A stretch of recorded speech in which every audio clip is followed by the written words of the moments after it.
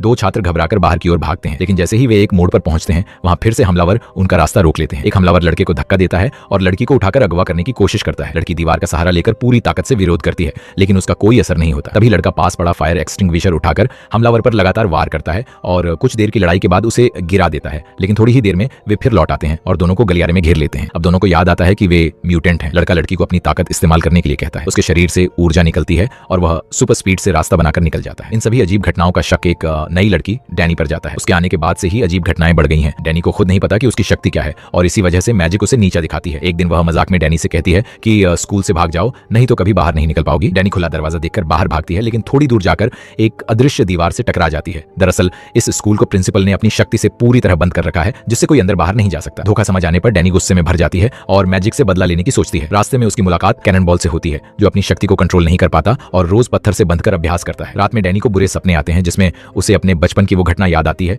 जब उसके पिता की मौत हो गई थी। उसी समय मॉनिटर पर उसकी मानसिक ऊर्जा बढ़ने लगती है और कैनन बॉल को भी आसपास कुछ अजीब महसूस होता है। डैनी अचानक एक डरावने दृश्य में पहुंच जाती है, जहां उसका पिता खून भरी आंखों के साथ उसे दोष देता है कि उसकी शक्ति के कारण खदान ढह गई और उसकी मौत हो गई। उसी समय एक जोरदार ऊर्जा कैनन बॉल को दूर फेंक देती है। अगले दिन दोनों के बीच फिर झगड़ा होता है। लड़ाई में डैनी उसे जोर से टक्कर मारती है। गुस्से में मैजिक अपनी मैकेनिकल आर्म और लाइट तलवार निकाल लेती है, लेकिन तभी प्रिंसिपल आकर उसे रोक देता है। तो इसके बाद दोनों को सजा के तौर पर बंद कर दिया जाता है, लेकिन यह बंद माहौल डैनी के अंदर के डर और दर्द को और ज्यादा जगह देता है और उसकी शक्तियां धीरे धीरे कमजोर होने लगती हैं।